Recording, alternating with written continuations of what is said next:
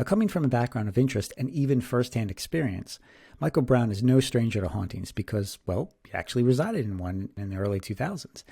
At that time, he discovered that there were real teams of people professionally documenting this stuff. So he joined the well-known East Coast paranormal group, South Jersey Ghost Research, which is where he eventually met Beth O'Brien. Now, Beth saw her first spirit when she was just 4 years old and has been seeing them ever since.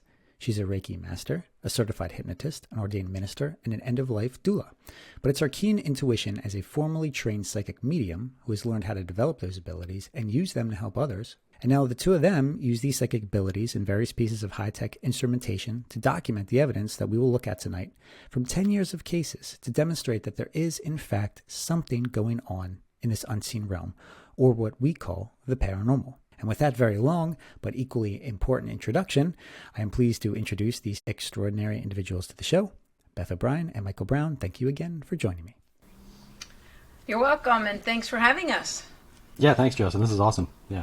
Of course. Now, I understand both of you are also currently studying to become shamanistic practitioners. Is that correct? Correct. That's correct. Yeah. Man, you just keep adding things to your resume, huh?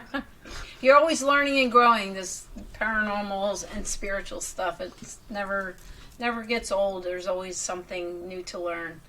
What was your very first experience of the paranormal and its impact on you? Oh, well, my first experience was, I was, like you said, I was really young. I was, around 4 or 5 years old, and I saw my great-grandfather. We were over at my grandmom's house laying on the couch and described what he looked like. As he actually had red hair, too. And my mom said, no, there's no way, because he died before you were born. I'm like, well, why is he laying there on the couch? So that was my very first experience. And then I didn't have another experience until I was about 11 years old. We had moved out to Tabernacle, New Jersey. And I saw a Native American girl at the end of my bed. She was probably around 8 years old. But I was scared to death of it then because I didn't know what it was. And, I thought someone was in the house, And my dad, I would cry and scream because I always felt like there was somebody in my room. And he would come running in and there was nobody in my room. So that was my first two experiences that I've had. And then off and on, happened off and on through the years, mostly when I got older because I was afraid of it. Until I understood it more, then more experiences would happen. So that's my early experience of the paranormal. Yeah, what's interesting, just to add to what she said about seeing this Native American spirit as a child, I'm not sure if you mentioned that your mom also saw a Native American in the house as well at a different time. She saw a full headdress. Yeah. Chief standing at the foot of her bed, and she was frozen and couldn't move, and she was awake. But she doesn't like to admit it. Yeah, and what's interesting about that is we were researching the land because the land where she lived in Tabernacle was just interesting. So we looked into it a little bit, and I found out that she lived just off of Oakshade Road in Tabernacle. And that was actually one of the borders of the Brotherton Indian Reservation back in the day. So, and there are a lot of mounds, interesting looking mounds around that area. So yeah, it was interesting that you see Native Americans, and there's actual documented evidence that the Indians literally lived there in that neighborhood. Interesting. Yeah, that is very interesting. Well, I mean, Michael, you talked about, or in the intro, we talked about you living in a haunted location. But prior to that, had you had any experiences? Actually, no. I was always interested in the topic. I grew up watching In Search of with Leonard Nimoy, like a lot of us, old people, and so so I was always interested in UFOs and Bigfoot and the unexplained and all that stuff as a kid, but never experienced anything firsthand until I moved into that house. And like I said, like I've said many times, it was daily activity. I mean, it was something happened there literally every single day and every single night. Sometimes it would be subtle. I mean, there were interesting things like you would come home from work and I put my keys in the same spot on the kitchen counter every day and go throughout, go with the rest of my routine. And I'd need to run out to the truck or something 20 minutes later, half hour later, go to grab the keys, and they're gone. They're not on the countertop. And the kids weren't around. No one else was in the area. So I'm like, okay, that's weird. It took me like 45 minutes to find him. I found him in the attic, actually. And so it began like subtle things like that, or a door closing, a window closing, lights turning on and off, that kind of stuff. And I think the most profound experience I had there, it really sort of hit it home for me, was a friend of ours was over, and he was just getting ready to leave. He's standing in the kitchen, and he's standing directly underneath of this ceiling fan. And my friend was giant. He was like 6'5", like 300 pounds, a huge guy. So his head is like right underneath, this ceiling fan. And we were just chit-chatting as he's getting ready to leave, and all of a sudden we simultaneously see the light turn off as we hear the pull chain click, and all of us look up and we can see the chain is swinging. And he just went, all right, that's it, I'm out. And just went out. And it was right after that when my daughters were upstairs sleeping, and me and my ex were in the kitchen talking about something, and we saw clearly what we thought was one of our daughters run through the dining room right next to the kitchen, and then cross the dining room and into the other room, into the hallway. And our immediate reaction was like, oh, what are they doing up? This is, they're messing around. As I say that, and we start heading towards the girls' room, I'm thinking in my brain, like, wait a minute, I didn't hear the floor creak. I didn't hear the footsteps in the hallway where it was hardwood floor. It creaked a lot. It was really impossible to move around there silently because it was a really old house. It was, built in 1776. So it had a lot of original floors even still, but it was very creaky. So it was impossible to move around there without making a racket, honestly. And I didn't hear anything. And I'm thinking that to myself as we're going upstairs. Go upstairs into the girls' room, open up the door, and they're both sound asleep. And it was just as solid as as you or I or anyone else I would see run by a doorway right next to me, in a semi-lit room. We thought it was one of them. Wow. Clearly wasn't. Yeah. Well, the first reaction, right, when you see something like that is to have fear, to be scared. And I know a lot of people on the outside who are not paranormal investigators, they tend to look at us and think, how are you fearless, right? What's the best way to control that fear? Well, you mean with us or other people, or to help other people with it? Yeah, just like in general, you see something on a case, and a regular person will probably turn and run, or they go, oh, no, and they, freak out. Yeah. But knowing you two and your extensive experience with this, you're not afraid of it. But back then, it may have been a little unsettling, right, to experience this, especially Correct. if you're not used to it. Do you think that experiencing it more often allows you to master that and overcome that fear? Or do you think it's something that you have to learn, you have to actively learn? I think it's combination. I think it's a combination. By doing it, you understand it more, and because you're there to help the client to ease their mind. So we don't show any fear, even if we may be unsure of something that we're seeing or a little bit afraid. We're professionals, so we are taught, and we learn not to overreact or show that fear, because then we're not helping people if we get scared and frightened. Because if paranormal people can't help them with something paranormal in the house, then it's like they'll even be more fearful, I think, on who could help them. Does that make sense? Yeah. Yeah, that's true. I think a lot of people sort of overestimate that fear reaction because, we've done a lot of public investigations and helped out people, just show them how we investigate and show them how to use pieces of equipment and stuff like that, around at Pennhurst and Fort Mifflin and stuff like that. But most people's reaction isn't the fear. It's most people's reaction if they see something move in the corner of their eye is to go like, oh, hey, wait, who's over there? And that actually happened was at Fort Mifflin, where I saw a shadow walking into an area where I knew all the people that we were with were in this one casemate in front of us. And so then it took me like a couple seconds for my brain to catch up, like, oh, wait a minute. There can't be anyone over there because everyone that's with us is in here, in this room right in front of me. So I think your reaction is more often that, just kind of confusion, like, wait a minute, who was that? Or who made that noise? Or who made that door move? Or whatever. It really isn't a fear reaction most of the time. It's just kind of like I don't know. I think the weirder things are that happen, the longer it takes your brain to catch up. So sometimes you don't have a chance to be afraid because you're just confused. It's one of those preconceived notions that the paranormal is always going to be scary, when in fact it's not. It's more surprising. It's unexpected. But you guys have handled a lot of the more scary cases, as we would describe them as, the intense cases, the, dare I say, demonic and inhuman cases, right? Yeah, we've done a few of those. Yeah.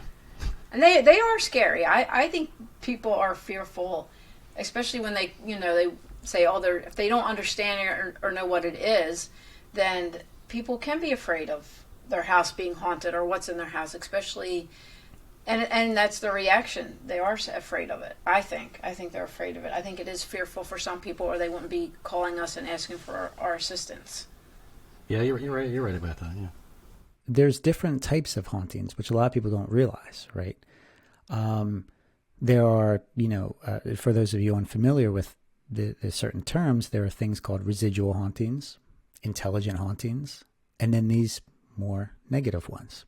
Why do you think these negative cases or inhuman cases occur? And are those two classifications between like demonic and inhuman, are those entirely different?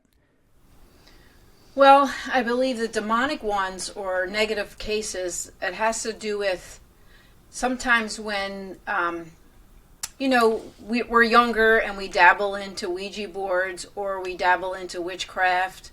And a lot of times when you dabble into those things, you don't know what you're doing. You invite negative stuff in.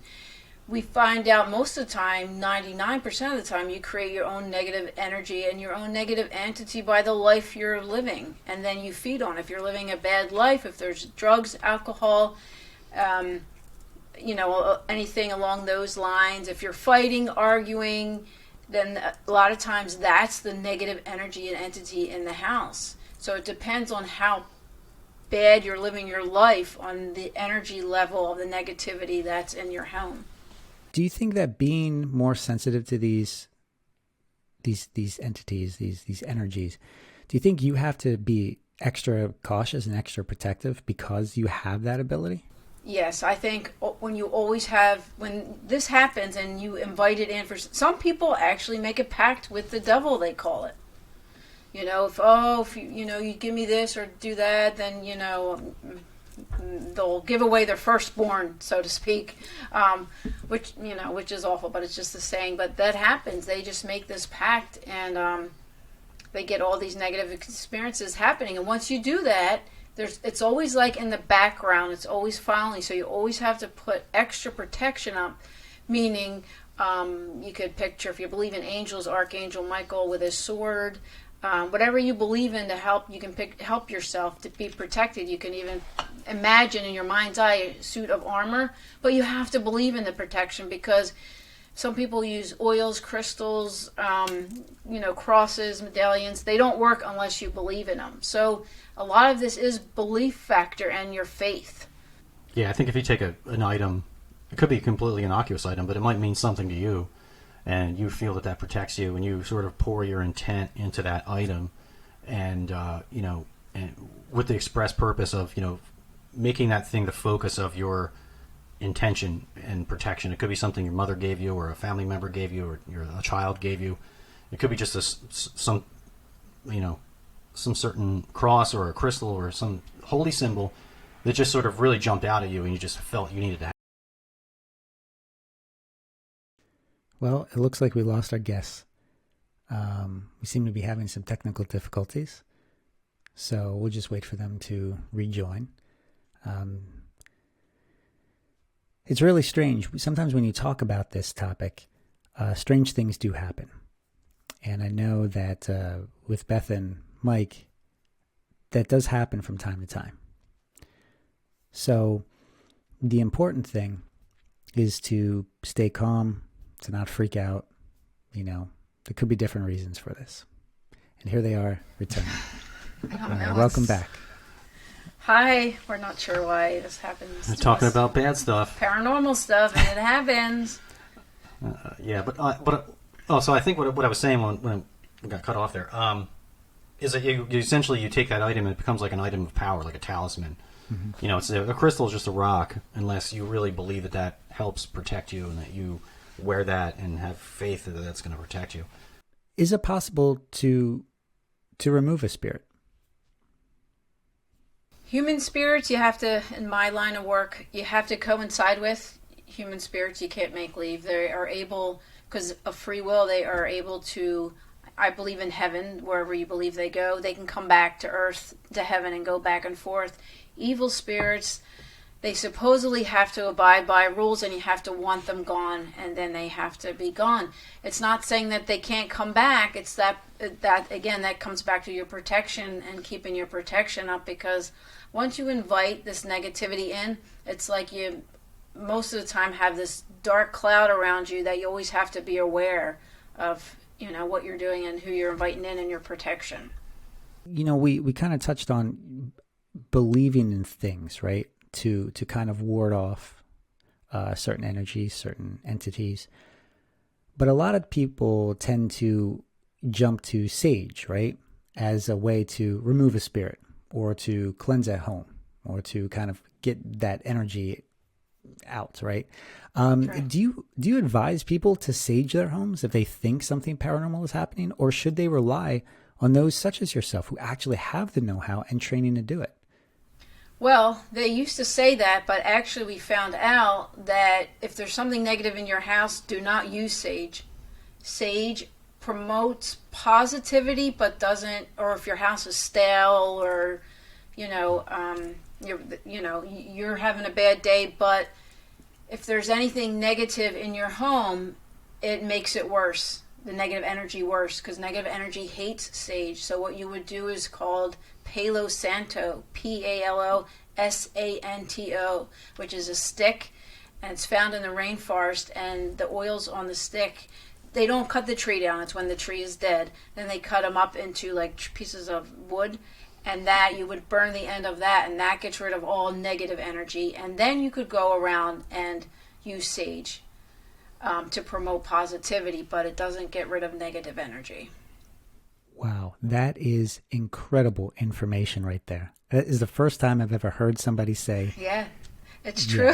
Yeah. It's true. Wow. Yeah, it's pretty much equivalent to like frankincense, that are used in Catholic Yeah. rituals and exorcisms and stuff like that. It's used in exorcisms as well. We've had people that had attempted to use sage, and the sage has gone missing in their house.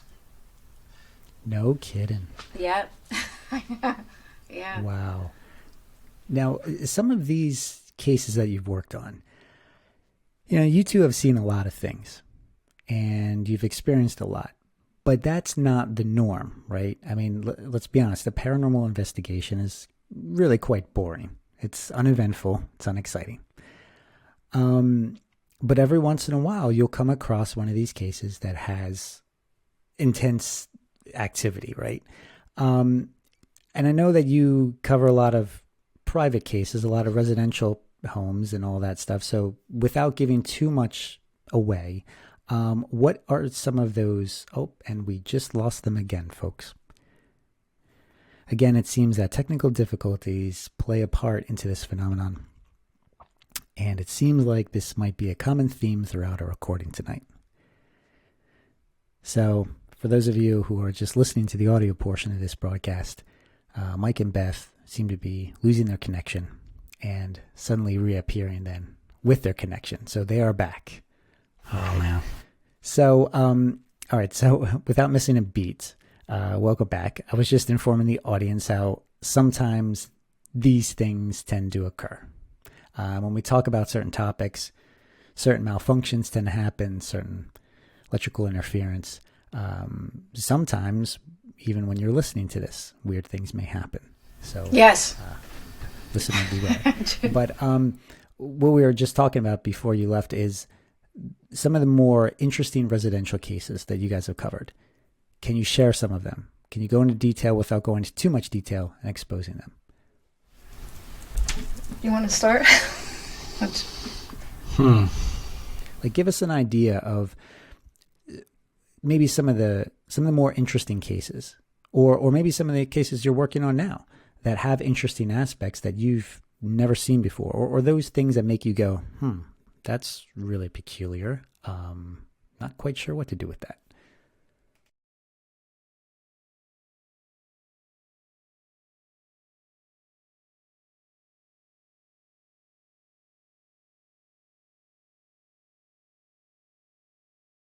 And I think they froze up again, ladies and gentlemen. So this is an interesting conversation here, and I don't know how much we're going to get through tonight with all these interferences, but we're gonna try our best, and hopefully Beth and Mike can return. What Beth and Mike have covered in the past has been some really interesting cases. There's a lot of really interesting aspects to their research. They've investigated a lot of really disturbing things, but at the same time, they've been able to help and assist a lot of people. So hopefully when they return, we might be able to get into some of those cases and talk about them.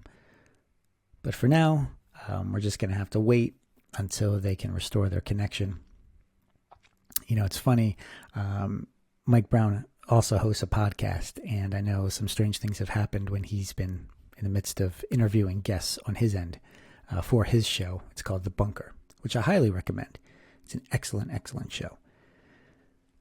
But hopefully this is not a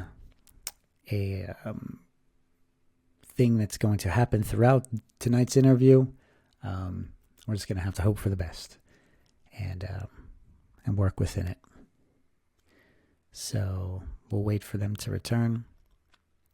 And it's really interesting because this has happened twice when I've asked about the residential cases, which maybe it leads me to believe maybe I shouldn't ask about that particular aspect. All right, Beth and Mike, they are back. Welcome back. So that's twice now when I brought up residential cases that we've lost some power. Any idea what might be happening? Is it a weak Wi-Fi connection on your end, or? It shouldn't be. But you've experienced some weird things while recording your podcast, The Bunker. Anything of this sort of nature? It just nothing close keeps to saying, this. page can't be found. Oops. And then it went yeah. black. His screen's went completely black. That's what it keeps doing. Sorry. Interesting. Sorry, Justin. I'm so sorry. Hey, that's okay. I have a 5G connection, so I'm not sure what's going on. It just adds to the realism of what you two go through and deal with. So hopefully third time's a charm. What are the more interesting residential cases you've worked on? We went on this one residential case where the woman called because she said that cats keep getting into the bed with her. So we went out there and I actually had to physically get in the bed with her. And she started off with a total stranger under the covers. And then all of a sudden she's like, "They're in the bed. Can't you feel the cats all in the bed? They're crawling in the bed." And I didn't feel any cat at all.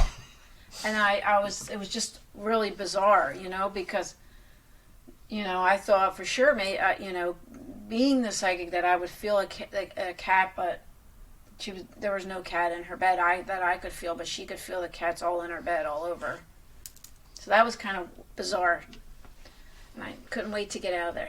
Yeah, there's times where we'll show up somewhere and, the stuff doesn't act on cue. So, it was weird that, she was feeling these cats in the bed and you were in the bed also and didn't feel anything. So it's kind of like, is she really feeling cats? We're not really sure.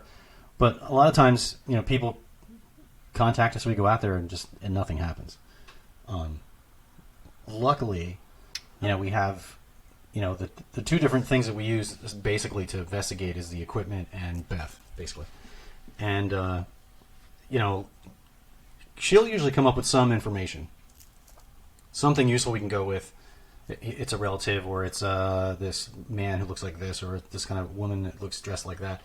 Some kind of detail, so that we can at least go with it. But a lot of times, the equipment is just sitting there, and nothing happens. Oh, and another case, we won't mention names, but we were at the Hinsdale house doing it was a private investigation. Oh, okay. And we physically watched one of our members physically get pulled off the couch onto the floor. So that was and you could see no one grabbed her humanly, and the way she was pulled, you can tell she didn't make herself fall. It was like a yank and right to the floor from her ankle. Yeah, and her shoe was just kind of hanging on the end of her foot. It almost just got pulled right off of her foot. What are some of those more intense visual things that you've experienced while working on cases, like what you just described? What are some other ones? The visual, the one, her being pulled off. Yeah. Oh, well, we were just down the street here at the Burlington County Prison Museum, and we just went in for a day. You can pay a couple of bucks, $5 or whatever, to go in for a day tour, and we just go in with a couple recorders and a couple pieces of equipment in our pocket and just go in and investigate. So we were there one day, and for whatever reason, Beth just kept getting grabbed, over and over and over again. And we were standing, we were on I believe it was the second floor, standing outside one of the cells, and inside some of the cells they have little dummies dressed up that are in different scenes, they're sitting on the bed playing poker and that kind of stuff.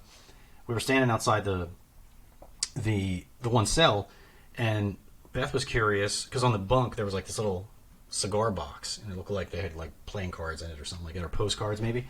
And so she was curious, so she just reached in and picked up the box to see what was in there. And I was looking down. I was turning on or off my recorder or something. And out of the corner of my eye, I saw a hand come out from the corner of the cell and start moving right towards Beth's hand. And just as I brought my head up to say something, I saw it go towards her hand, and then I saw her jump and pull her hand back. And I was like, I just saw that. I literally just saw that. Yeah, with your eye. Yeah. Yeah, it was see-through, illuminated, sort of misty looking, but it was clearly a guy's arm and a hand. You could see the hair. Wow. And it was a big burly hand. Yeah. Yeah, it was wild. Had you ever experienced anything like that before? No. I've seen apparitions like that, full bodies, on a few occasions, maybe 4 or 5 times, mostly in Gettysburg, to be honest, on the battlefield. So we've seen stuff out there, but that's the one and only time I've ever seen a spirit, if that's what it was, reach out and grab her. Because I didn't get a chance to say, hey, Beth, heads up. And she just felt it touch her, and I saw her reaction. We pulled her hand back. I was like, whoa, that's crazy.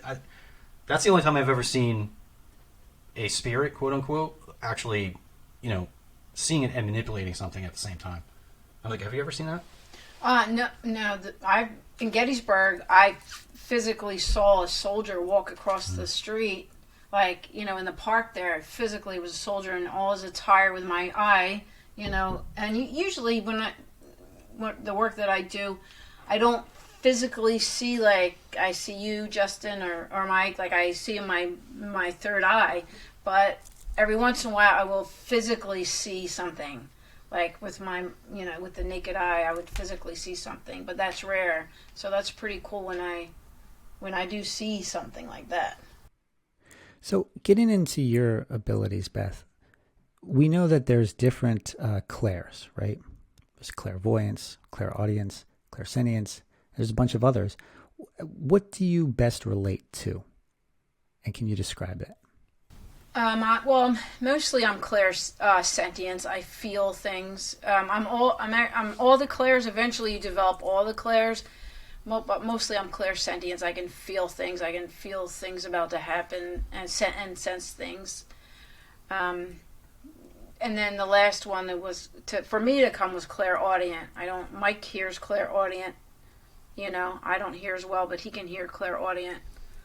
What does it sound like, and how do you differentiate it between just a stray sound or a stray voice that could be next door? How do you make that? Well, with clairaudient, yeah, you would hear just like I'm talking to you. Like you would hear my voice. That's how you would hear it in your ear. It would be in your, in your ears, right? That's how you hear it. Yeah, yeah. And I've had a good, like, handful of EVPs. Not that were always captured, but some of them were. That I actually literally felt it. Like the voice was so close to my ear, I could actually feel the breath, and I could feel the person's voice, like hit the side of my face as well as hear it. That's happened a few times. Again, it's rare, but when it happens, that'll wake you up. Wow. Oh, that's yeah. But does it sound like, is it a lower volume, or is it like a whisper, or is it, how would you describe it? And the reason I'm asking this is there might be people listening who might be experiencing this, right? But they can't tell if it's their mind playing tricks on them or if it's, a errant sound from outside. How do you make that call? Yeah, that's one of those things that you seem to just get more sensitive to the more you pay attention to it. Like, the longer you're sitting in the dark, you can't see anything, your hearing tends to take over. And it's almost, I always looked at it like working out that muscle. And the more EVPs I caught, and the more I tried to catch EVPs, over time, the more I was actually hearing with my ear. And it does sound like a voice. It's almost always a whisper for whatever reason. We're not sure why that is. But it just sort of, at this point now, I can kind of just tell the difference. Like, when I could be in a room full of people having a conversation, and that extra weird voice will pop in that others might hear or might not, usually not.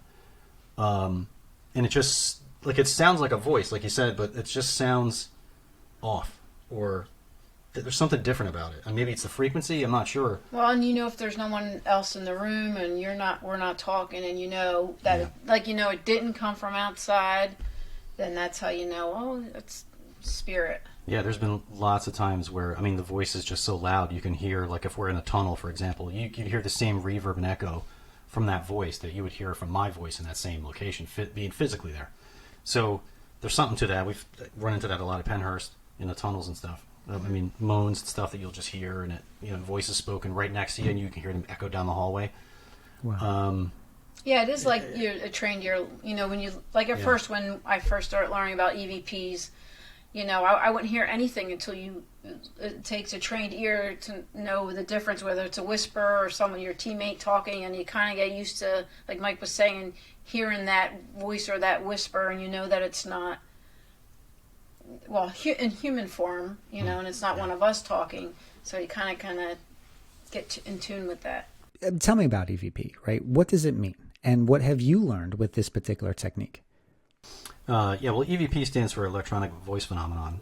And what that strictly defines is a voice that is captured on a recording device that no one heard physically with their ears at the time. So that's the kind of a thing that you would be completely unaware of, whether you're asking questions or if you're just recording your child on a swing or something. That camera recorder is going, and sometimes inadvertently you'll catch strange voices on it.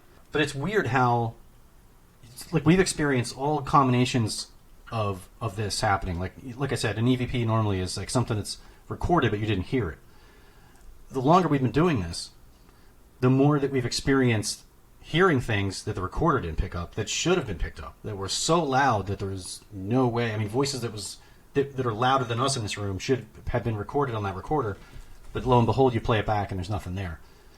Those are disappointing. And we've also had EVP that like a true classic EVP, you didn't hear it when it was recorded, but in review, you hear the voice. And you go back and you listen to it, and like, oh my God, this is great. And then the next day, you go back to listen to the same audio file, and the volume is like halved, without editing it, without messing with it or doing anything. So I'm not sure how EVP works, how it ends up. We were always told in training, like, it somehow just imprints a voice on that recorder. Because if there's a physical voice in the room that's audible, and you have average hearing, you should have heard it and it should have been recorded. But that isn't always the case, and we're not really sure why that is. Why sometimes you could have a bank of recorders, 3 or 4 of the exact same recorder sitting in a room recording while you're doing an EVP session. You play it back, and 2 of the recorders have a voice on it, the other 3 don't. So I don't know how that works, but yeah, That is really fascinating, right? It seems it's weird. that like EVP, whatever we think we know about it, something happens and it kind of changes our previous thoughts. And then we have to kind of rewrite everything and think, okay, well, then it must be this, right? Because, yes, there's that argument that the voice imprints itself on the recorder. But then there's the argument that, well, maybe it doesn't because, like you mentioned, you hear an audible voice in the room and it doesn't pick it up. So it's also like bypassing the recorder too. This is such a peculiar aspect of paranormal investigation. And you've supplied some examples of this, some of the best EVPs that you've recorded, which I'm excited to get into. Let's get into some of that. Is there a particular one that you want to play first? I don't think so. Not really. I think we could just wing. We can just wing it. I'm going to play this one titled 3 Cuts Beth Dad. And do you want to give us a little context about this clip before we play it? Sure. My dad passed away in 2019, and my parents had a reversed mortgage, so it was a 4-bedroom home over an acre land in Tabernacle. My dad had a 6-bed garage built in the back for his antique street rod cars. And my dad passed away, and then my mom had to go into a nursing home, so we had to pack everything up and get everything out. We had only like a few weeks to get it out. So I figured, I'm like, well, first rule of thumb, you never investigate your own house. But I figured that they're not living there anymore, it would be okay. So we went out to where my dad spent most of his life in his garage because he would build street rod cars and he would race at Atco Raceway. And I was like, all right, Dad, this is our last day here. We're packing up, moving out. How about, give me a sign, or can you, say something to me to let us know that you're here? And then this is one of them that we captured. Okay, we're going to play that one right now. Dad. The whisper was my father saying Dad, and then I said Dad. So you can hear the difference. Yeah. Yeah, it's another one of those instances where the EVP precedes what you said before you say it. Like my dad knew I was going to say it. Yeah. Let's play that one more time. Dad. Yeah, that's really remarkable. Not the first time I've heard about that, too. It's almost like the phenomenon is one step ahead of us. Yes. Yeah. It's almost like it knows what we're going to do even before we know we're going to do it. It's really remarkable. What do you think this was, Beth? Do you think this was your subconscious that was being picked up? Or do you think this was your father? Or do you think this was something else? I believe it was my father, but can I prove it? I don't know, because the recorder picked it up. So it's like, you don't know. I could sense his energy was there, obviously, and I felt it was his spirit. But that's the thing with paranormal, you can't prove it. Yeah. But it's interesting, yeah. If your recorder can pick up your thoughts, I don't know. It's just weird. Yeah, let's play this one more time.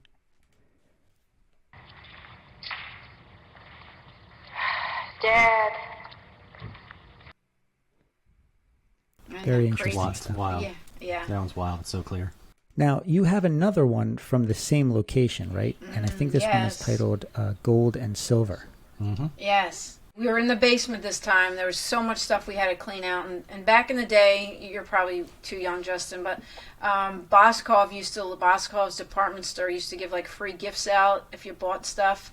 So they gave us, my mom, this big suitcase of fake silverware.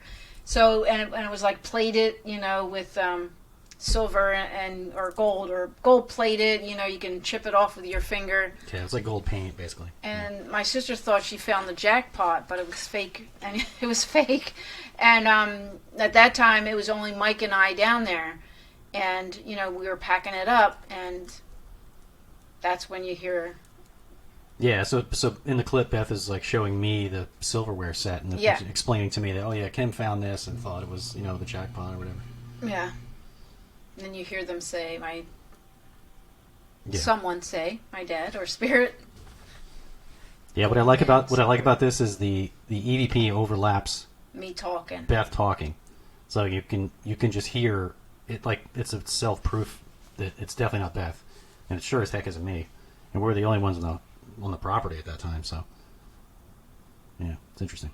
All right, I'm going to play the clip, gold and silver. It's fake. It's played it. We tried. See how it bubbles? Man, if you can do that, it's just golden silver. I know. That's the other night. Remember, Kimmy found it. She's like, "Oh my god!" I'm going to play it one more time here. It's fake. It's played it. We tried. See how it bubbles? Man, if you can do that, it's just golden silver. I know. That's the other night. Remember, Kimmy found it. She's like, "Oh my god!" Yeah, that. Yeah, so the gold and silver is a voice that, you know, is like out of thin air. Yeah, this is it's very clear. I mean, yeah, and sometimes EVP works that way, right? When two people are talking, the EVP will be in the middle of the conversation, and it'll say something like this. That's why I like this clip. It's a perfect example of that. When you first heard this, did you jump to the conclusion that, oh, maybe it was one of us, or how do you? Yeah. Because how do you determine? Yeah, because it almost sounds like me, but how can I do that and talk at the same time? Yeah. Like, it almost sounds like it could be me, but then I'm like, well, I'm talking as it's talking over me. So, like, and I never said those words, because you hear me talking throughout the whole time. So, I don't know, it's crazy. Yeah. Yeah, this is one of those remarkable clips that, how do you explain it away? You know, it's Yeah, you can't explain it. Yeah. Unless you are one of the most amazing ventriloquists on the planet, it's really difficult to write it off as such, right? I'll add that to my resume. Yeah. No, that's Yeah. All right, let me play this again here. It's fake. It's played it. We tried. See how it bubbles? Man, if you can do that, it's just golden silver. I know. That's the other night. Remember, Kimmy found it. She's like, "Oh my god!" Now, let me ask you this.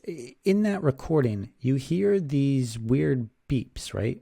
This weird feedback. Do you know what that is at all? Or it's like right as the gold and silver clip, or right as the voice says that, there's this little like high-pitched, I don't know what it is. I don't know either. You hear? I know what you're hearing because I hear it too. I can't explain what that even I is. have no idea what that is. Do you find when you're going over evidence and you get a voice or what you believe is a voice, do you find a similar notion where there's this weird feedback with the electronics? Yeah, sometimes. Sometimes, yeah. Yeah. All right, let's move on to the next one. We're going to do That Was For You. Do you know which one this one is? Yes. This one is from the Center Life and Balance in Medford, where Beth has her office at. And we were doing a public investigation there, the first one ever, I'm pretty sure. And we had quite a few recorders going that night, but it was incredibly active EVP-wise.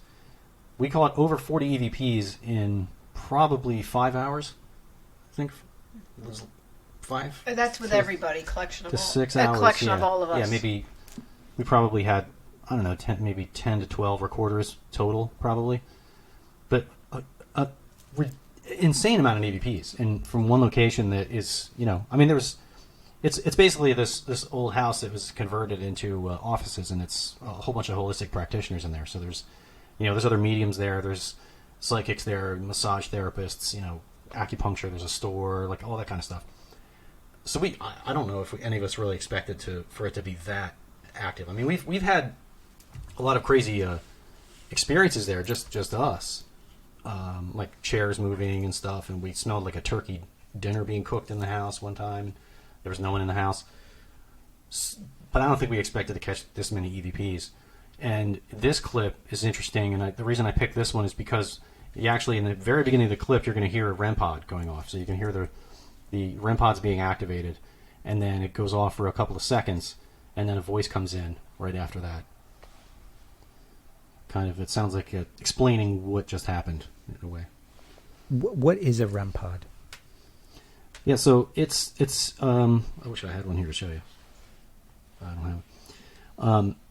It is a REM pod stands for radiating electromagnetic, and what it essentially does is it radiates its own little sort of EM bubble around the antenna on the top of the device.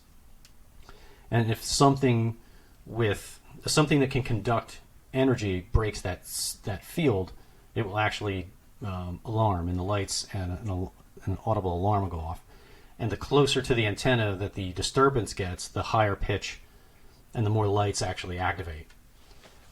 So it's almost like a trip sensor in a way. You can put it in a room, and if you have to be careful with them sometimes because walkies will sometimes set them off. The newer ones seem to be more shielded for that, but the original ones a lot of other things would set them off. So you have to be careful about false positives.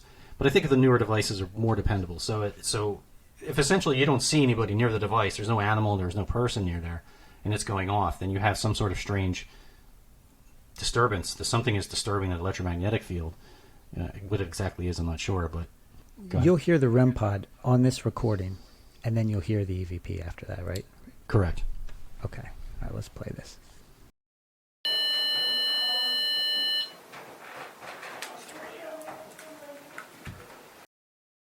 All right, I'm going to play it again here.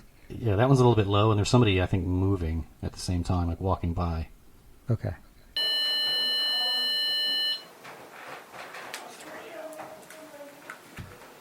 It's kind of the whisper at the end said, "It's for you." Yeah, it sounds like I said that was for you. That's what it sounds like to me. It's not as clear as the other ones. Like, Yeah. that wouldn't be considered a Class A, but you could hear at the end, it's like, "For you," or something. Yeah. Explain the classification. Like what we heard earlier, that would be like a Class A EVP, That would right? be, yes, that would be Class A. There's Class A, which means that there's no doubt that you heard what it said. There's no explanation. You can explain it. It's, either yes or no. You heard what it said. Class B is, well, maybe it said this. Well, it sounds more like this to me. Yeah. And then Class C is, you throw it out. You can't make it sense of. No one can hear anything. Or, which is weird, sometimes one person can hear it, and like Michael sent me EVPs, and I'm like, I can't hear what you're hearing. I don't hear anything. So that's another weird thing. Or I'll do the same thing, and I said, "Did you hear that?" I'm going to say this EVP. You heard that, right? And he'd be like, "I didn't hear anything." Yeah. So that's how. Yeah. That's how that works. That is weird. Also, I don't know why one person can hear something and another person can't. But I think this, you can hear it's faint at the end, but you can hear it a little bit. Let's play one more time, and folks, try to listen. What Beth and Mike have interpreted to be is "that was for you." See if you can hear this.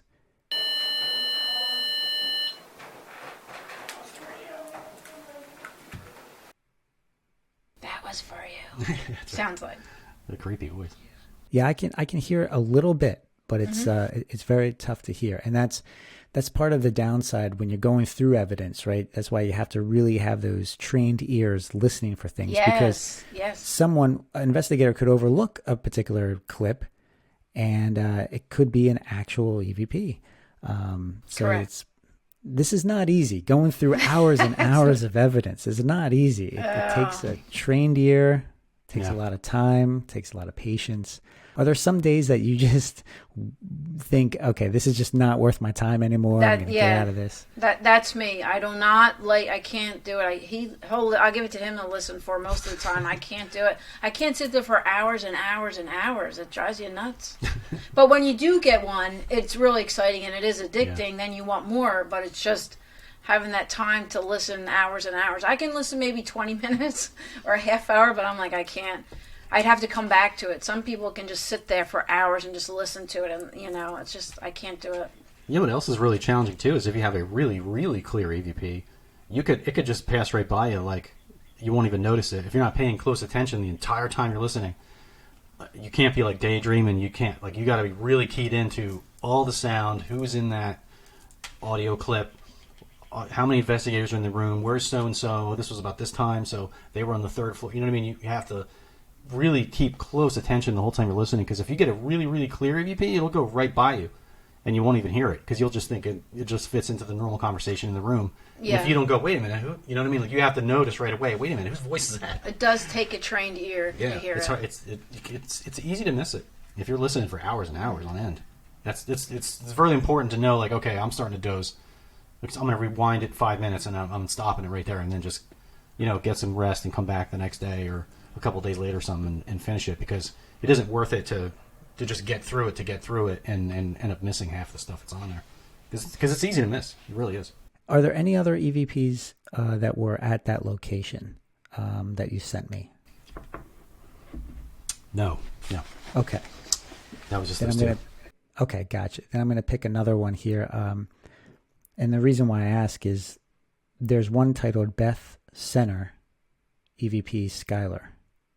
And Oh yeah. Oh, this one. I teach a psychic development class, and my office is on the third floor. And during the class, we were doing like a little. Actually, I was teaching them about the paranormal. So that's one of the classes I teach with the psychic development class.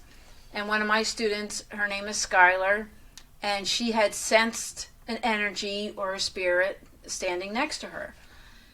So we ask, there is a little girl spirit that is at the Center Life and Balance where I work. We thought it was her. She's about an 8-year-old little girl, long brown hair, and she, wanders the house, and other people have experienced her. Well, we thought it was her, but a man's voice answered instead with this question that you're about to play. Wow. Okay. Here we go. Emily, do you like hanging out with Skylar over there? All right. I'm going to play it one more time. Emily, do you like hanging out with Skylar over there? Now, real quick, there seems to be an echo in that recording. Is that echo, was that explained, or was it? I did that from my cell phone.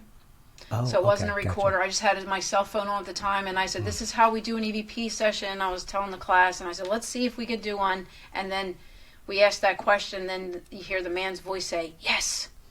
At the very end. Okay, Yeah. let me play it one more And time. there's no men in the room, and nobody was talking at the time. Emily, do you like hanging out with Skylar over there? Wow, that is really interesting. There's some sort of sound. I don't know if I hear yes. I do Okay. hear something. Okay. Interesting. But that's one of the challenges with EVP is it's up to interpretation sometimes, especially if it's not a Class A EVP. Have you two been in situations where one person thinks it's this, and the other person is like, no, I'm 100% certain it's Yes. that. Yeah. Yep. That's a Class Yeah. B. When someone thinks they're saying one thing and you think they're saying something else. Yes, absolutely. Yeah. All right, let's play this again, and folks, see what you think. Emily, do you like hanging out with Skylar over there? There's something there. It sounds, to me, Yeah. I mean, I would say that's a good EVP because it says yes, but it's a man's voice for sure. Yeah, it's weird, but it also sounds kind of like almost gargled or something at the same time. Yeah, or like a static or staticky maybe is the right word. Yeah. It sounds odd. That's Really what I hear. I hear a little bit more static to it. That's why I'm having a hard time making out that definitive yes. Yeah, that's okay. Yeah, you know what it was, and it was forceful. It was almost like you remember, maybe it was her father because The Center Life and Balance, Dr. Edgar Haynes used to deliver babies there in the 1800s. So you know how back in the day children are to be seen and not heard, and they would have to go to bed at a certain time, and I think it was like 8 o'clock at night past her bedtime, and it was like 4, to me, and this could be the psychic part taken over, but I was like, it was like, okay, because this young spirit, we named her is Emily, and it was like, time to get to bed. That's why he was like, yes, like, like get to bed, kid. You're not supposed to be up. Yeah. Do you ever get like impressions as you're listening to the EVP? And it gives you like an answer or something? Yeah, it does. It happens. It depends, like how I know that, to me, that yes felt male, like a male energy saying it, So, and I think that's when the psychic part, or mediumship, whatever you want to call, taps into that energy-wise from that EVP. Yeah, I do get impressions sometimes from the EVP. Yeah, I don't know, does that answer your question? Does that help? Well, have you ever heard a clip and thought to yourself, "That's not good. We shouldn't have listened to this." Yes. Scary. Yes. There was a mother and daughter that came to my psych development class, and they thought that was a very scary voice. Yeah, because when you hear it, it sounds very scary. It's very forceful, and it sounds mad. Like, yes, yeah. They were afraid. So I would calm them down and be like, oh no, he must have been like a very stern man, very quiet, or very, just really a really private man. And I'm impressions wise, I'm thinking it felt to me like it was the doctor who used to deliver the babies there. That's what it felt like, Dr. Edgar Haynes. Which would not be scary at all. It would not be scary, but I'm thinking if past the bedtime, maybe it's time to get to bed. That's what it just felt like. Or don't bother me. But I wasn't going to go into that with the class. Yeah, we've had discussions with people at public events in particular about that sort of thing, and not trying to read too much into it and sort of start pouring fear into it, because that's seems to be, in our experience, what fuels a lot of, or strengthens rather, a lot of maybe more intense or potentially negative things.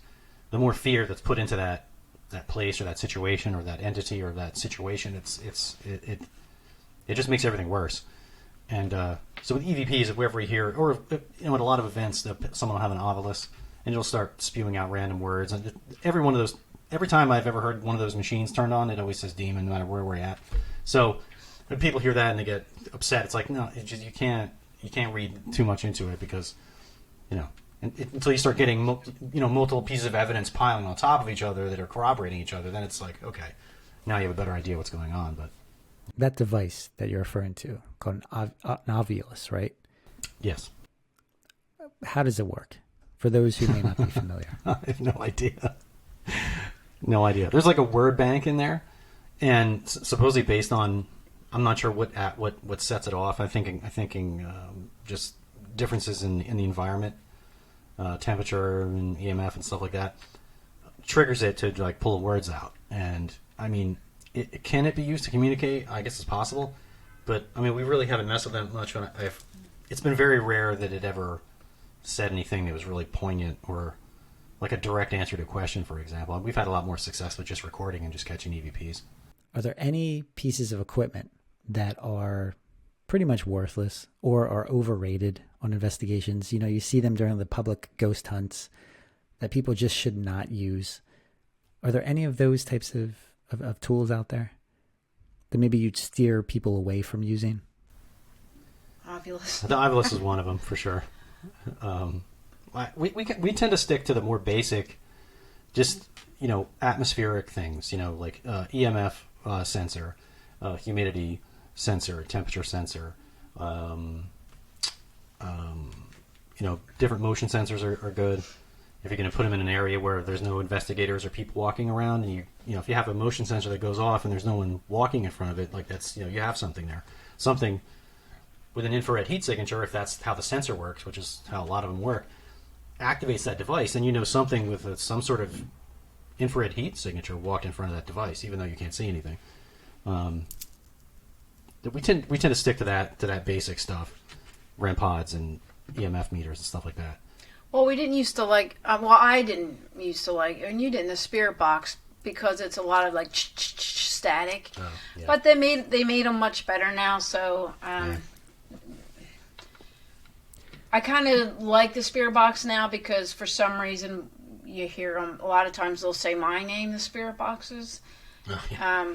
And especially if the spirit box can, like, you'll say, well, where can you tell me where we're at? And they'll mention the house that you're investigating.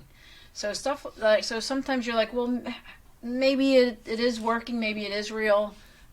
You know? Yeah, those are the original versions were very difficult to. And they work by radio sweeps. The radio waves, yeah. Radio waves. The original ones, it didn't have like noise gates on it and stuff like that, so you couldn't cut out all that static, which is super annoying. And they used to have old speakers that didn't have volume control, and it would just be loud as hell, and you couldn't hear anything else while someone was running one of those. But like you said, they're better now. And that, to me, is more legitimate than an Ovilus, because that's at least picking up radio signals, and we've seen a lot more direct, intelligent answers through a spirit box than we have through an Ovilus any day. Mm-hmm. Yeah, and you're right. They do say her name all the time. It's weird. Yeah, because the spirit box is one of those controversial pieces of equipment that, I remember when it first came out, wasn't it called the Frank's box? Because it was named after the original inventor, Frank Sumption. And he created this, or came up with this technology that would allow the radio waves to go back and forth. And you're scanning all the radio dials, right? Either on FM or AM. But then I know that there's some experiments where they put that inside a Faraday cage, right? Which prevents any type of radio frequency getting inside, and they put a recorder in with it, and it still picks up voices. So it makes you wonder, maybe there is something to this. Maybe the entities need something to manifest. Maybe that's why when it comes to the EVPs, maybe it needs us to manifest into an audible voice. Perhaps that is why some of these voices sound like us. Yeah. Yeah. Could be. Again, these are just theories we're putting forth. No one really has any answers in the field. We're just kind of testing out a bunch of things, and every once in a while, one of these things tends to be successful, and we stick with that. You two have created a lot of very interesting recordings, and I think we should go through some more of these. The next one I'm going to play is called, this one's called a High, and it's spelled very interesting. There's a bunch of H's and a bunch of I's. Yeah, you'll see why. Okay, let's play this one. We hope. Okay. I don't. Here we go.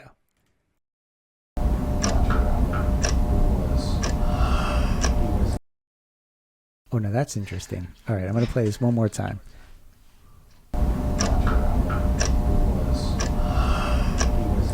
There we go. So it's a very breathy voice, huh? Yeah, and that was recorded at the center at that same public event, and you can hear. I think it's me in the background, like in the next room or down the hall. You can just barely hear my voice in the background, and this was in where we usually do the classes in the living room, and it was near the clock. You can hear the clock ticking there, but that voice is like there was no one in that room at the time, so we're not really sure where that came from. This centered, what's the story with it? The center? Yeah. It's called the Center Life and Balance. It's 3 floors of holistic practitioners. And then also, I was saying that's where they delivered the babies in 1800, Dr. Edgar Haynes. So it was in 1800s, they delivered babies, and then families owned it, and then it was a bed and breakfast. That's why there's 9 bedrooms, 9 bathrooms. And then a woman named Susan Drummond bought it, and we're umbrellaed under her, under the Center Life and Balance. If they're interested in this sort of stuff, right, and they want to go and take some of your classes, how do they know they're not going to be spooked and pick up something like this? I mean, how do you take any steps? Well, do you take any steps to kind of protect somebody? Well, as you heard the saying, love and light. It's all love and light there. It's all positivity. It's all good stuff. It's all about healing.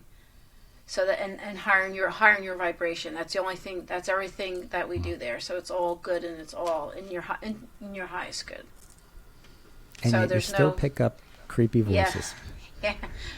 Yeah. Well, we're the only ones that I'm the only one that is a paranormal. Well, Mike helps with the classes, but I'm the only practitioner that's a paranormal investigator there out of all the practitioners. So no one else is doing it. So Were people describing things taking place there even before you arrived? Did they have experiences before you came on the scene? Well, yeah, Susan, who owns the Center Life and Balance, she saw Dr. Edgar Haynes standing at the top of the steps. And people, feel things, they sense things, they sensed a dog, a cat, this little girl that's coming through, but heard knockings and stuff like that, but nothing like real severe, nothing negative ever. Wow. Just putting that out there in case those of you who are listening to this are a little, uneasy. Nothing to be afraid of at all. It's all good. But you must understand that some people who are not in the field, they're hearing these voices, and to them it's going to sound very creepy. Oh, yeah, I agree.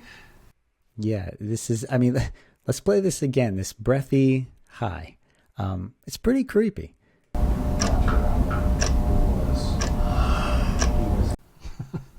Yeah, it is creepy. And to me, it sounds male. It feels male energy to me. It sounds male to me, too, yeah. Why he said it like that? That's the thing. You don't know, you wonder, why do they say it like that? Or what are they trying to, what's their point that they want to get across? The way I thought of it is if I were a spirit and I knew that, hey, these guys are walking around trying to talk to me, but they can't see me, I probably would walk over to the recorder and say something creepy into it or something, too. You know what I mean? Just to mess with you. Yeah, you would. Maybe it was just that, Could be something as simple as that. Even though it does sound weird and creepy, it might be as innocent as, I'm just going to mess with them and make a creepy voice into this recorder, Now, let me ask you, though. This recorder, this was your recorder, right, Mike? This was recorded, I think this was on Taryn's recorder. Okay. Taryn was there with us for that one. Yeah, that was on. That's off her recorder. Because I've always had this thought about EVP that, like you just made mention a few moments ago. If you were a spirit and you were trying to get someone's attention, right? This is something you would do. And I'm wondering if, again, this is just speculative, but what if the voices we're picking up aren't from the afterlife per se, but they're from an alternative universe? What if you guys are picking up the voices of, let's say, you trying to make contact with this parallel realm? Have you ever come across any recordings that have made you consider this theory, or it kind of made you question the spirit theory? Yeah, maybe it's not a ghost. Yeah, when you would be like, I remember just recently, you're like, I don't think that was me, but that could have been me or something to that terms. Yeah, sometimes you'll hear, we'll get EVPs, it sounds like us. Yeah, there was one, I couldn't find it, but there was one I picked up. It was a private case, and I heard and caught Beth saying something while she was talking, saying something else. And I was standing facing her, so I'm watching her, I could see her lips move, and I'm listening to her talk, but then I heard another voice come in that sounded like her voice again, over top of her voice. But it couldn't have been her, because she was already talking, and I was watching her. I was, watching her lips move, so I knew what she was saying. But an extra voice had come through that sounded like her, like overlapping it. I don't know. Yeah, see, that's just Strange. Remarkable, right? Strange. So weird. Yeah, it's very weird. All right, so let's move on. Let's go to the next one. This is titled BCP 1050 two-floor voice. Okay, so yeah, this is one of those occasions where we just went to the Burlington County Prison Museum, just walked around, during the day, and I think, this is a voice that just comes out of. It sounds like it's in the room with us in the tunnel. But you did not hear this in real time, right? This was not heard at the time, no. Okay. All right, let's play this. What are you feeling?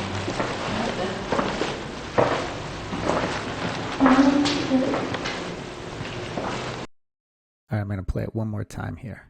What are you feeling?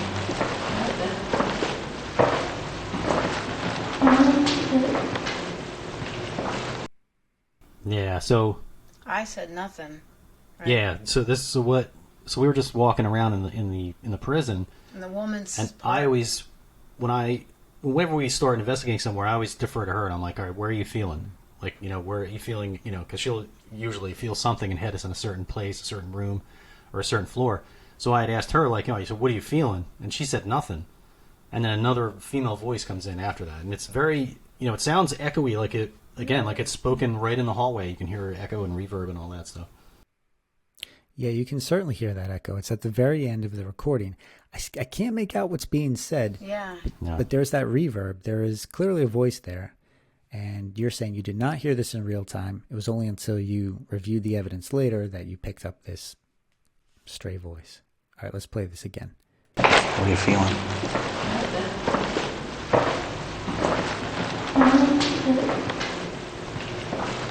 It sounded like we were in the women's part of the prison, and it sounds like it said, I'm sick. So, Mike, you're asking Beth, how are you feeling? Beth responds, and then you hear this other voice that could be saying, I'm sick. Let's give it another listen. Let's see if you can hear I'm sick at the very end. What are you feeling?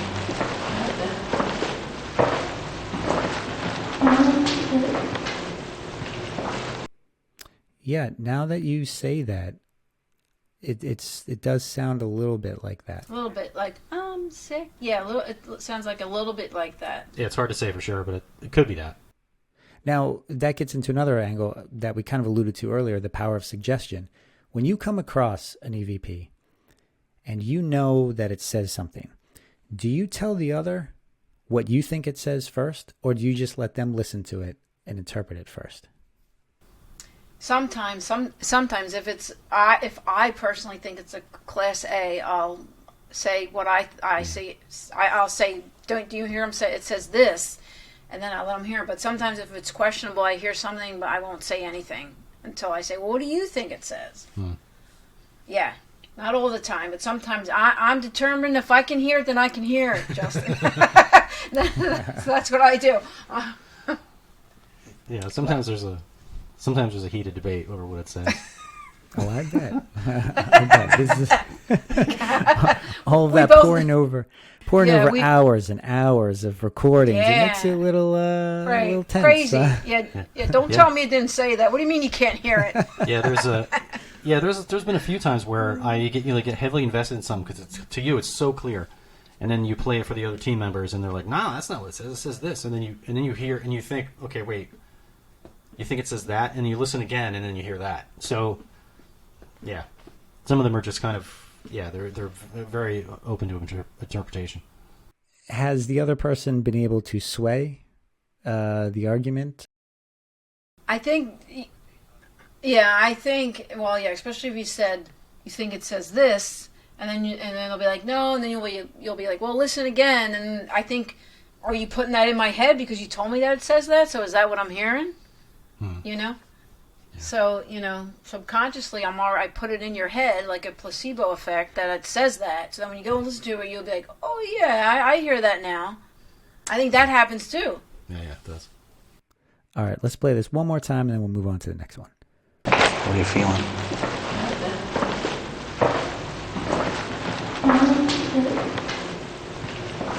Okay, so that was Burlington County Prison. That's an interesting location there. A lot of very interesting experiences have taken place there for paranormal investigators, for people who attend the prison or just walking through. It's a very unique location. All right, let's play this one. This was titled HOSK2MSB 1019. Do you know what this is? Or do you want me to play it first? This is... I'll set this up. This is the godfather of all EVPs, in my opinion. This Oh no. this is while we were still in training. It was one of the last places that we investigated for, to get qualified as investigators. And so we were downtown Burlington, New Jersey, at the Hoskins house, right down by the water. And we were investigating. Beth and I were up in the attic, and we were with the director, Dave Giuliano, at the time. And it was that point. It was getting close to the end of the evening. I think we were wrapping up at 11 or 11:30, something like that. And it was, it was a little bit after 10:19 was the time. And, so we're just starting to kind of sit there and just tell random stories back and forth, where we're going to the diner and so forth. And Beth, at that time still worked at OBGYN, and so she had a lot of like war stories from work about stuff. And so It needs no introduction. it's pretty funny. She's talking. They were talking about camel toes, and Why I don't remember. yeah, I'm not sure how that came up in conversation. But anyway, so we're talking about camel toes, and you'll hear Dave in the clip say, actually before the clip, he says, it's really funny. Once we listen to this, what kind of EVPs are we going to pick up in this conversation? And then he says, well, it's that word is politically correct. And then there's another voice right after that comes in and is clearly participating in the conversation. Interesting. Okay, here we go. This is from the Hoskins house. It's politically correct. Okay, it's very clear. Let's play this one more time. It's politically correct. All right. Would you consider that a Class A EVP? Yeah. Unfortunately, huh? I think it's pretty clear what's being said there. And again, it's participating in the conversation, and that's one we didn't hear until review. So, yeah. Yeah. This phenomenon. You never know what you're going to pick up on the recorder, and that's why I'm less likely to believe 100% that it is the spirits of dead people. It could be. But what if it's just an extension of our consciousness and we're picking it up on the recorder too? That could explain why these things are participating in the conversation. Again, this is all speculation. How do you prove this? But I just find it very interesting how a lot of the times the EVP tends to play right in with the conversation that's happening at that particular place and time. I'll be honest, Beth, it kind of sounds like you. Right? Yeah. But it wasn't, right? It kind of does. It definitely wasn't you. Yeah, but I was there, sitting there, which is weird. Yeah. And I've known you for a while now, and I really don't know you to use language like that, so I could be wrong. But it doesn't seem like something that I would expect you to say, let alone whisper.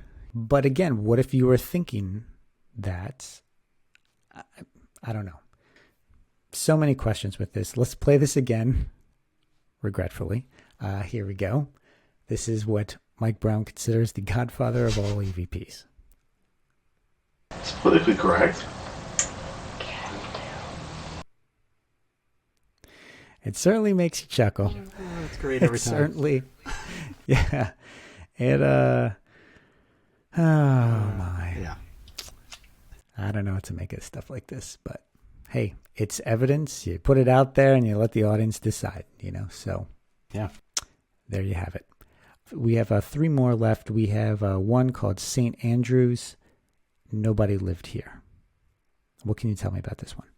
Cemetery. Okay, yeah. So this is it's at the St. Andrews Cemetery in Mount Holly, and it's kind of a private cemetery off the road. We that's kind of what we do sometimes on the weekends. Take a nice relaxing cemetery walk, and of course when we do, I just happen to have some equipment in the car, so I'll grab the recorder and we'll just kind of take a walk around, and we'll just look at the graves, and we try to find the oldest part of the cemetery, of course, and see how what's the earliest grave we can find, and look at the names and stuff, and we'll recognize names that are still in the area, stuff like that. But the whole time we're just walking around, just kind of shooting the breeze and recording. And this is one of those occasions where I think in the clip you're looking at you're reading one of the stones, and yeah, this other voice comes in. It seems to answer or comment on what you said. Seems to. But we'll see what everybody thinks. Okay, here we go. Let's play this clip. Strange. Well, everybody dies, and that's it.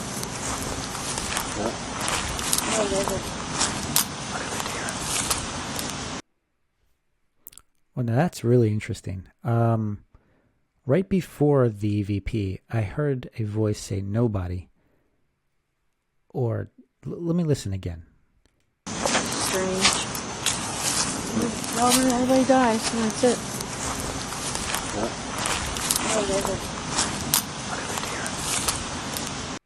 Yeah, it's almost like it sounds like a different voice that says nobody. And then I hear another voice that said nobody lived here. Yeah. Or I'm here, or something, like there's here at the end. I'm here. I don't know, that's what, but it sounds like two different voices, like you said, but that's what I hear. I'm here at the end. Yeah. You're sure this was not either of you? No, because I can tell that's a man's voice that I've never heard. Yeah. See, I think sometimes that helps with the EVPs, because I'll tune in psychically again with that, and it's not his voice or my voice. It's somebody that I don't know. All right, let's play that one more time. Yeah. Strange. Well, everybody dies, and that's it.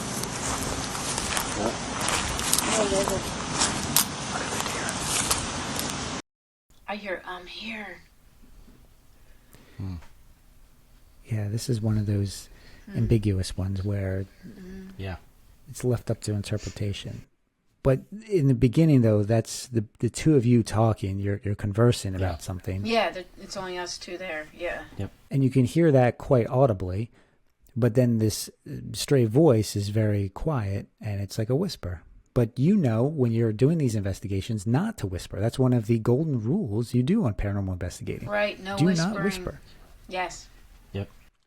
And even at the start of EVP sessions, when you're about to begin, you always state your name and you state your intention for being there, right? Right.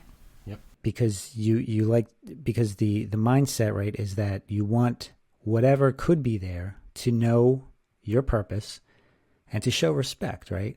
And how important is that? That respect aspect. Do you think maybe when people don't show respect, that's when a lot of this craziness and this more extreme cases tend to take place? Absolutely. You know, they were human at one time, so you show everybody respect. You know, regardless of what they went through. It's when you, like, another rule is no provoking, don't or talk meanly, like people will say on some of the shows, why don't you just come up and hit me then, or push me down the steps, or, you just want to show them respect, because I think they'll communicate better with you if you respect them and be kind. Yeah, 100%. Because a lot of times you don't know how these people died. You don't know what type of life they lived. Like, you treat them like you treat people here on Earth now, with kindness. Can't go wrong with kindness. All right. The next clip here is titled Snore One Doorknob. Is this a snore? Is this a doorknob? What are we listening to? Did I send that one? Oh. Yeah, you sent two marked snore. Snore 1 and snore 2. But one is doorknob, the other is boots. Okay. All right, so Hillview. I might actually have that recorder here. This is from Hillview, you said? No, not Hillview. Okay. Where? Yeah, it's this. Where was it? I was from? using this recorder right here. That is the was that the Tascam? Tascam. So the reason I show you that is in order to start recording with this, you have to hold down the power button for a couple seconds. It turns on, right? Then you have to push the record button here. It goes into a record standby mode, and you have to hit record again to start recording, right? Now that's important because for both of these clips, and this was at Greystone Manor. Upstate New York. We had finished investigating. It was like 2 a.m. We were exhausted. We finished investigating. We gathered up all the equipment, and we just kind of hastily throw it onto the cases in the bedroom, and as everyone's going to bed, and I take the recorder, I turn it off, I hold down the power button until it goes off, I turn off the headphones, I set it on the dresser. And what I discovered when I woke up the next day is when I picked up the recorder to start recording again after we had breakfast and were chit-chatting for a while, I noticed my recorder is on and it's recording. And I'm like, wait, what the heck? And so I go back and I review it, and I come to find out my recorder, without hearing anyone on the recording, approaching the recorder, without hearing anyone push buttons, as you know, I mean, you've handled these sensitive recorders before, you can't pick this up while it's recording and fiddle with it without making a ton of noise, right? You never hear that. But the recorder turns on, starts recording, records 3 separate recordings. So twice it turned off and then started recording again throughout the night while I'm in the bed sleeping. And so it was torturous, honestly, to listen to, 7.5 hours of me snoring loudly. But I'm glad I got through it, because a couple of things that I picked up on was, one of them was our doorknob jiggling, and the other one was these footsteps, which we heard, which I'll get to that one when we get to that one, but it makes no physical sense. Because it was on carpet. It's carpet, and you hear them boots on wood. It sounded like going across wood floors. Oh, wow. Wow. Yeah. Okay, so let's play the first one. This is, you hear the door jiggling. And to recap, you're sleeping. You have no idea that the recorder's on. Somehow it turned on by itself or by an unseen force. And like you stated before, these are very sensitive devices. You pick this up, you're going to hear someone fumbling around just to push the record button. Oh my gosh. All right, let's play this one. This is Doorknob.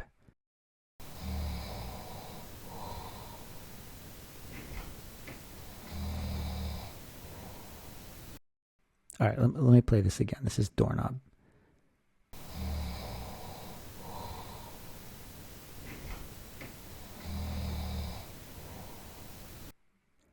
So it's very, very faint. Yeah, it's not real loud. I can hear you snoring, unfortunately. Yeah. Yeah. But I can hear a very, very faint jiggle of a doorknob. Now, how far away was the doorknob from the recorder? It was probably a good 6 to 8 feet, probably. And the recorder was facing the opposite direction as well. Like the actual microphones were actually facing the opposite direction. That's why. Okay. Yeah, because with this particular recorder, the microphones are on the top of the recorder. They face toward each other, but these two microphones are facing away from the where the doorknob would be. All right, let's play it one more time. And folks, you might have to turn up your volume a little bit, see if you can hear this.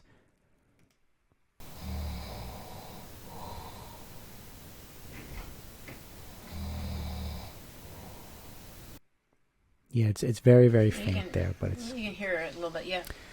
But now this other clip, this is in the same night, same room, you hear boot steps or footsteps. But Beth, like you mentioned, this is a carpeted room. There should not be loud footsteps. And this is a rather lengthy clip, too. This is about 33 seconds long.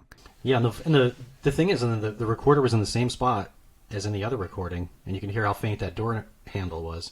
And it was only when we listened in the headphones and I jiggled the doorknob that I was able to match up, like, okay, yeah, it was this door. When you think about that and you play this and you hear these boot steps, it doesn't make sense. One, what they sound like, because it clearly sounds like cowboy boots on a wooden floor.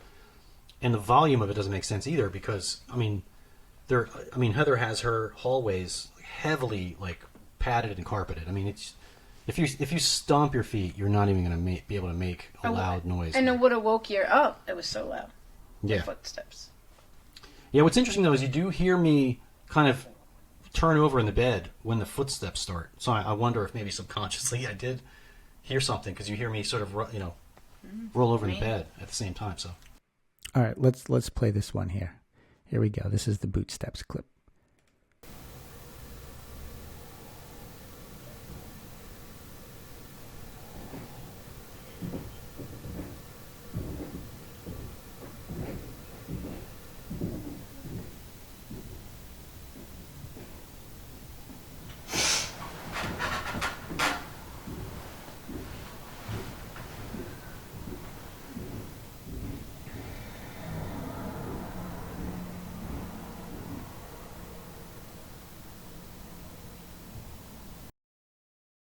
Yeah, that's you certainly hear footsteps walking loud. around. Yeah, And that they was a sound lot louder. heavy footsteps too. Yeah. Like there's no way you wouldn't. And it's impossible because the whole place is carpeted upstairs. Even outside of the room. That's Yeah, carpeted? out in the hallway is carpeted. Yeah. Yeah. Wow. Yep. What do you make of this? I mean, did anybody else hear footsteps? Well, that people night? who've stayed there are our friend Heather, who owns this. It's a bed and breakfast. That's one of the things that they experience is the loud footsteps walking down the hallway. But like you said, it can't. There's no. It's all carpet. All the bedrooms are carpeted, and then the hallways are carpeted upstairs. Yep. Yeah, she said she hears that often in her office. Is actually in the if you were to come out of the room I was staying in and make a right, go a little ways. There's a stairwell going down. If you keep going across the hallway, there's another bedroom there, which is also thickly carpeted. But she often hears those same wooden boot steps on wood just above her office, which is underneath of that end bedroom. So it's right in that same area. The hallway to that last bedroom is where a lot of other people also have recorded hearing footsteps and stuff. One thing Heather does, which I think is cool, is in each room is sort of decorated in a different theme, but she has a diary in each room where you can actually record if you had any weird experiences during the night or during your stay. You log them in there. And so we were looking through those and hearing some cool stories, and there's footsteps are reported in there too. Fascinating. All right, let's play this one more time.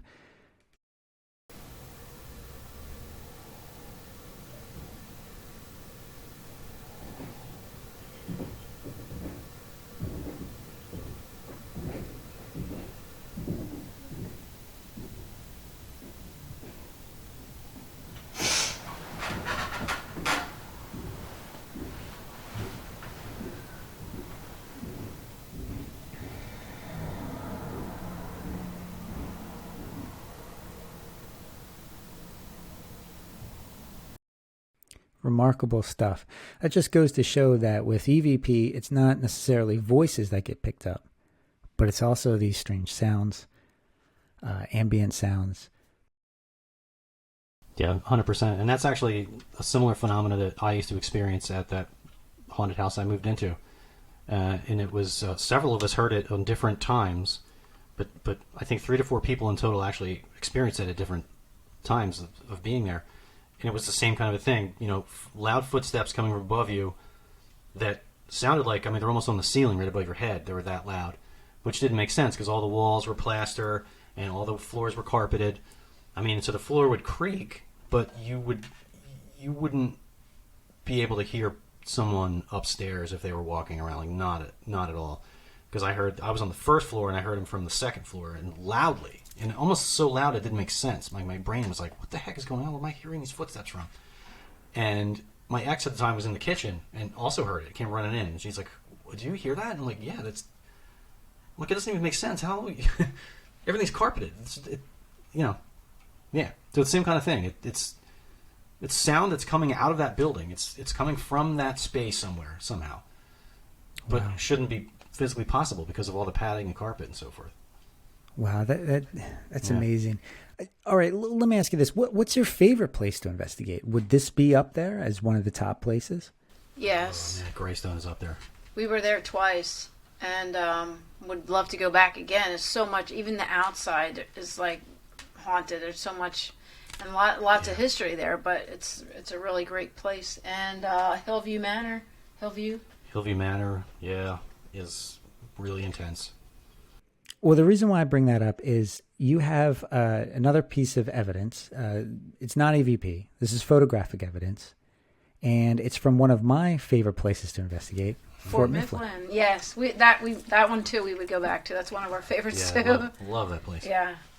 Just give us a little nutshell of some of the things that have been reported at Fort Mifflin. Oh yeah, so figures of soldiers in the all over the grounds actually. A lot of the members of SJGR, it was before our time, saw like a horse and rider, like ride right up the street, right through the main doors, and like right down the middle pathway. They hear women screaming. There's shadow figures like seen in the casemates, the voices, Guns going off. gunfire. Cannons. Yeah. Yeah, there was footsteps all over the place. I mean, really, it's pretty much everything you could think of. We had that when we were there last time, the gun was found in the middle of the grass. That's right. Yeah. Wait, what? Yeah. Well, I wanted to. I asked my older daughter Michelle, what she wanted to do for her birthday. She said, "I want to investigate." So I was trying to book the prison, and the thing fell through. It didn't happen. So we said, let's reach out to Greg and book Fort Mifflin. It'll just be us, and we had just a private little group. Just Michelle, some of her friends. I had some of my friends from work, and Beth and I. And we had touched base with Greg when we got there, and we had, in the process of going around, we were walking around with Greg, and he was opening up different buildings, and he had opened up another casemate that's it was pretty rare. Well, not a lot of people have been in there. He opened that up for us, and so we were walking around the grounds with him, back across the parade grounds, back and forth, in and out of all the buildings, and we brought our equipment in, and so all over the grass, because that's how you get to the other different places. Yeah, and so there was nothing on the grounds. Yeah, there's no one there. We were the only ones there, and so after we had made all these trips across the grounds, we were getting ready to start. So we were going back to take a break. Oh, we were going back to take a break. That's right. So we're headed back to like the little barracks area where everyone usually sets up all their equipment and stuff. And we almost tripped on this, like one of the parade rifles that was inside of the building that I guess the Boy Scouts use for like drill training and stuff like that. Yeah. It was just sitting there, plain as day, right in the middle of the field, and we almost tripped on it. And yeah. I mean, it definitely was not there before. And it wasn't sitting out there because it was kind of like a wet night. It wasn't wet, and Greg was like, "That was not there," and we didn't see it there. He said that he saw it was inside. Yeah. So it was laying out in the middle of the grass. So no one knows how it got there. And what type of gun was this? Yeah, it was like one of those wooden. It wasn't a real gun. Yeah, it was just like a wood. Yeah. It was like a wooden, like little mock-up of a musket, basically. Yeah. But this was inside. And then suddenly it is now outside. Right. And it wasn't out there for long because it wasn't wet or anything. It was just laying there. And there's no way we would have all seen it. Because you have to walk back and forth, And it was, pretty big. It was, I don't know, like 5 feet or something. Yeah. Yeah, there's no way we would have missed it. Because it was bright. It was like a light wood grain color, and it was lightly stained. But it stood out like a sore thumb. How was this gun displayed inside? Was it hanging up on a wall? Was it behind glass? Was it secured? I think it was inside of... Inside the museum part, you can't get back there, right? In there, it was in like a barrel. Like, the barrel was like sitting in the corner of the room, and it had a bunch of them inside the barrel, like leaning against the wall. And he had said that, these are all inside over there. And, I mean, there was no one even in the building. And no one separated and went off by themselves or would have taken it and dropped it or put it there. Because we were all together at all times. Even if we went to the bathroom, we went all together and then we came back. So no one left that could have grabbed it, as far as we know. And even Greg was like, there's no way that could be there, So that was pretty cool. Interesting. Well, let's get into this piece of photographic evidence that you have here. I'm going to share my screen so that you can see it. And for those of you listening to the audio version of this interview, you can go to normalparanormal.org and we'll have these photos available to view here. For those of the audience who are just listening to this, what are we seeing in this first photo here?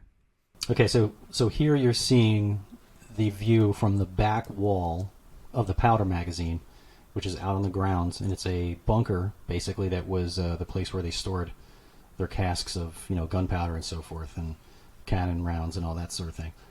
And you can see Beth on both sides. You can see there's people standing on both sides of the door. I have my GS2 laser grid shooting into the doorway, and to the right of the door is myself and Beth are standing over there. And then off to the left you can see a bunch of other people lined up against the wall. And there's several people you can't see in this photo because they were all the way in the back and they had sat down and were leaning against the back wall. And my daughter's friend just pulled out his iPhone and just started snapping a couple of pictures. Now, it's interesting to note that at the same time, well, first of all, let's take note of where the light sources are. You can see the obvious laser grid in the doorway. There's a couple pieces of equipment on the floor, but there's no actual light source from next to or behind who's taking the picture. That's important. They're sitting in complete darkness back there, and started snapping pictures with his iPhone. So you can see the people lined up against the wall. One of those individuals said that he felt something strange next to him, like someone presence, like someone was standing next to him, even though there was no one standing there. And you can begin to see on the left there's like a small shadowy anomaly there that is perhaps in the back. Perhaps is forming something, because in the next shot you'll actually see a full shadow standing there, and it almost seems like that small shadow sort of like morphs into this figure. He's zoomed in and took another picture. If you're looking at the picture, it would be on the left-hand side. Yeah. And you can almost see through him, and it looks like he's holding a rifle, standing sideways with a rifle over his back. If you look, like there's coming out of his, like he's standing sideways and he's holding a rifle and the gun's pointing up towards the back. Almost like he's facing the doorway. And what's interesting is that at this time I was talking as if I was a guard, and I was saying, okay, it's time for the change of guard, and I began talking like a soldier in the space, and that is when all this sort of kicked off. And at the same time also, we were hearing a full-on conversation. Several of us, all of us standing in the front there, heard a full-on conversation just outside the door. And no one was there. And I kept going out there because I thought, maybe is Greg? Did Greg bring someone in? Have him with him? Because Greg was the only one at this time that was the only other person on the grounds. Yeah, but he was always with us. He was either with us or he was all the way across campus. And at this time, he was out in the hospital, so he was outside the fort at this time. He wasn't even on the ground. So everyone on the grounds was in this room, and we were hearing a conversation. So I had to keep walking around, stepping over the laser grid, and going outside to see who was out there, but there was no one there. And unfortunately, I didn't capture any of the voices, but several of us heard it. And then, you can see this figure in this shot. You can see me on the right, and there's this shadowy figure standing there on the left. So let me get this straight. The first shot here that we're looking at, nothing is happening in this shot, right? This was... If you look towards way in the back on the left-hand side, it looks like you see the people, but then, like you'll see someone starting, a little black thing starting to come out, kind of like... You'll see it's like a black blob at the top, right near where the people are. Yes, right there. Right there, yeah. Yes, thank you. That's an anomaly that doesn't make sense either, because there's no light source to right. There's no window in the back. It's all just a wall. There's nothing back there, from where the person took this picture. Yeah, that door you're looking at is the only way in and out. There's no other windows or anything. Right behind the photographer of this picture, it's just a solid cement wall, right? So you're looking out. This is the only entrance and exit out of the powder magazine. Yes. Now, the ambient light here, there's some purples, some blues, some reds. Why is that? Do you have other UV lights going on? So you see some blue in that shot, and that's from the laser grid. That's from the screen of the laser grid. If you look at the doorway, it's sort of all completely filled in like red laser grids, right? Well, the screen was picking up a drop in temperature in front of a device in that hallway. That could be completely natural just from the temperature from outside going down. I'm not saying that's anything necessarily paranormal. But that's where you're picking up some of those blues coming off of the walls that are right by the doorway. That's from the screen. If you look real close at the screen, you can see that it's blue. It's completely filled in with blue, showing that the temperature in front of the device is dropping. Okay. But that could be just from the temperature. I'm not sure. But yeah, because it does get very cold in these particular rooms. It does. Yeah. Also, it's one of the indicators of something supernatural too, with the temperature drop. So it's really hard to tell. But either way, we have this weird anomalous thing on the left-hand side. And then in the next photo, we have a shadowy Go back figure. again, Justin. Sure. Go back for a second. I just want to point out something. And you see there's like a little thing, looks like a little stool or something. See? Right down here? Oh, there's a little mini cake. So you can see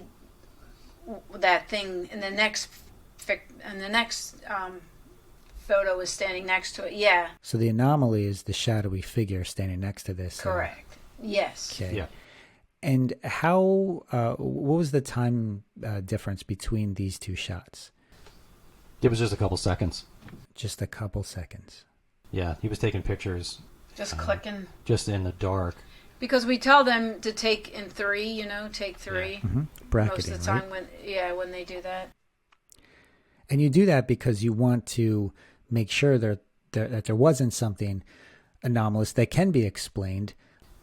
Right. Yeah, that saved me on many investigations, where I thought it was something paranormal and it was just another investigator. But in this case, you're saying that this was not one of the other investigators or one of the people in the room. This Right. was unexplained. Yeah, because nobody moved, was standing next to that little thing, that little, I call it a stool, but what was it? It was a little, like a wooden little mini keg. Standing there. So, yeah, they were still all against the wall. And it looks like he's standing and to me, it's almost sideways, facing but he has like a rifle over his back. Because you see a pointy thing coming off his back.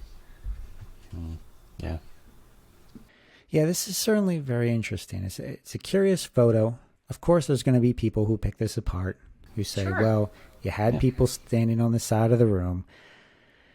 But it's really hard to prove this phenomenon 100%, right? Because it doesn't work that way. Sometimes there's a trickster aspect to it, and it's almost like it will give you just enough to make you consider the possibility that there is something here, but not enough to conclusively prove that there is an anomalous thing here. And I think we have to keep that in mind as not just investigators, but as viewers of this particular photo. We can't prove it. We can't disprove it. It's out there. You be the judge. You decide. What was nice about this set of photos is that he reviewed it right away and noticed there was something there. So the very next break we took, all of us went back to the barracks room, and he pulled out his camera, or his phone rather, and we started looking at these pictures. And it was nice that we still had everyone there, so we could account for everyone. And it was Kyle, I believe, who said, like, yeah, you can see the edge of my cargo pants in that picture that are illuminated slightly there. And so we were able to say, okay, yeah, that's Kyle. Yeah, that's right. Yeah, right there. We were able to pinpoint where everybody was standing, and that everybody was accounted for. No one was standing Yeah, and right Charles was standing behind Kyle, and he had said, yeah, that's right. I was standing behind you, and I felt something to my right. And so it was just interesting. And there's consistencies with these two pieces of video evidence that we go over. They're both consistent. Like that someone in the room sensed something. A picture was taken, and something's picked up. And even when you look at how these individuals were against the wall too, they're in the more of the background of the shots. When you look at where the anomaly is, You can see he's still there. Yeah. Yeah, it seems to be more in front of this like barrel, more in the foreground. It's very curious. Again, it's not enough to prove, yes, ghosts are here at Fort Mifflin in this particular powder magazine, but it's enough to make you think maybe there is. Maybe there is something to this. And you know that it's very difficult to get any types of photographs, even like remotely close to this. So as investigators, this is exciting. It's interesting. And it just keeps you wondering. It keeps you guessing. That's the exciting and frustrating part about being a paranormal investigator, right? Yep. Yeah. 100%. But now when he pulled out his cell phone and he started taking these photos, he had a feeling something was going to happen? Is that why he originally pulled out his phone? Well, it's because your friend, remember, he said he was sensing something. Well, the kid that was taken at his daughter's friend, he was like real sensitive himself, real intuitive. Anyway. Yeah, he actually was. That's right. Yeah. Yeah. I forgot about that. Okay. And that's how this works too. It's not just the instruments themselves, but sometimes the human being acts as another instrument to further validate that equipment, right? Or vice versa, right? The equipment will validate the human experience. Yeah, this is really interesting. That's Fort Mifflin. Now, there's another piece of photographic evidence that is quite interesting, quite remarkable. And this was taken at an abandoned summer camp in New Jersey, correct? Correct. Yes. Okay. And has since shut down. It's not in order at all. We can never go back there. They shut it down.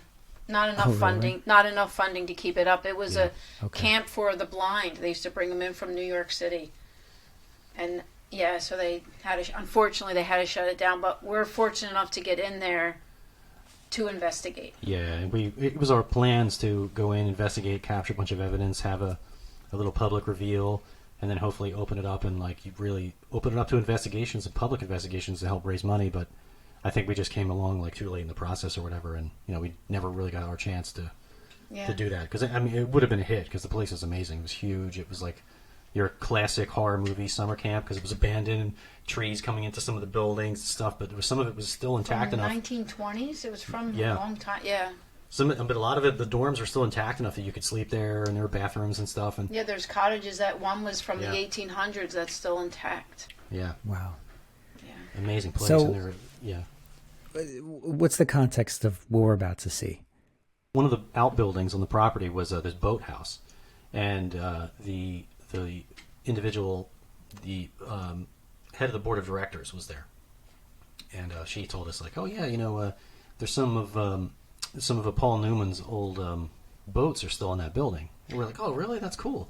Yeah, his name was on the boat still. Paul Newman's Wait, name. Paul, yes. Paul Newman, the actor? The yes. Paul Newman? Yes. No Yes. kidding. His name is still on the back of the boats. Yeah. Yeah. Wow. It was Yeah, cool. so we're like, oh, that's really cool. We want to see that, So we went out there and checked it out. And we're like, oh, this is really cool. Like, and then we're like, wow, this will be a neat place to investigate. And so, we had, I think it was, you had a bunch of your students there too, right? Well, let's back up a little bit. The caretaker that used to, because it has to do with the photo, Yeah. the caretaker that used to work there, this gentleman that has been there, 30 years or whatever, like taking care of the place, he died, it was like a month ago before we actually did the event there and the investigation. So like you said, some of the board of directors were there following us around because they were curious about a paranormal investigation and they've never done one. So yeah, I did have one of my students there. That was another student with the other EVP at the Center of Life and Balance. Oh, okay. So she was there, and first off, we had our equipment out, and we did an EVP session first. Yeah. And then we call these burst EVP sessions where we'll turn on the recorder for about 2 minutes, and then everyone in the room, if they want to, ask a question, and then we'll play it back and see if a spirit answers us. And we did get a voice. The head of the directors, I forget her name, this woman, she addressed the gentleman that used to be the caretaker there and said, oh, we need somebody to come and cut the lawn and take care of the place, is it okay if we do that? And then we should have brought that EVP. Yeah, I wasn't able to find it. But we do have, unfortunately, we have it. He answered, like the EVP, she asked that question, and he said yes. But at the same time, another one of my students, she says, Beth, I feel a man's spirit standing next to me. And so I said, somebody quick, take a picture, take 3 in a row. So Mike happened to have his camera there, and he, or his iPhone, right? Yeah. And he just took 3 in a row, and then this is where the pictures it's interesting. place. Once again, someone sent something next to them. Someone started taking pictures, and something was captured. And we have an EVP, and then you'll see it start to develop in the film. Okay, so this is the first photo that was taken, and I have a series of 4 shots here. And that's my student standing there. Okay, so this is your student. Is there anybody to the right of your student? There's we're standing in like a circle basically. Another girl. She was the girl you see there was the last one in the line, because beyond her is like a bunch of like disassembled motors and tools and all kinds of stuff And the boats were piled right next to her. And then next to that is the boats. You can't really see that stuff, but the person said, yeah, you can investigate in here, just don't go beyond this point. And so she's standing basically, she's the last person in the circle, and to her right you can see a whole bunch of, we can see someone standing next to her, but it's too dark. But So to her left, there's a semicircle of people, and it ends with me, and I'm on the other side. Okay. So there's So people I just took out here. yeah. On her left, the photo right, and there's a bunch of stuff you said over here on Yeah, her the right boats are there. photo There was Yeah. boats and like parts and like lawnmowers, like all kinds of junk. And she said, they basically told us don't go back there because it's just too dangerous. Okay. So this is the first photo. This is the second photo.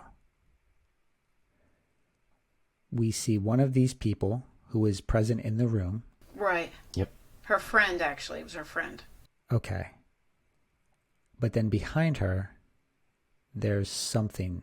Yeah, go back the first frame again, please. Okay, here's the first frame. See, it starts. See down here? Down there? right. Yeah. Right by It's her something hand? starting there. Yep. Okay. It could be like an arm with the end of a sleeve, maybe. Yeah.